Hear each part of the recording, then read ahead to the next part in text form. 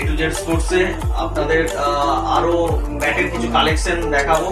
এখন আমরা যে ব্যাটটি দেখাচ্ছি আইস রকার্স এডিশন ব্যাট, আপনারা দেখুন ক্যামেরায় দেখতে পাচ্ছেন আইস রকার্স এডিশন ব্যাট।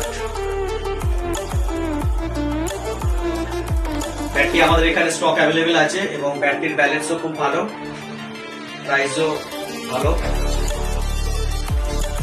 আপনারা দেখুন আমাদের এখানে স্টক অ্যাভেলেবেল।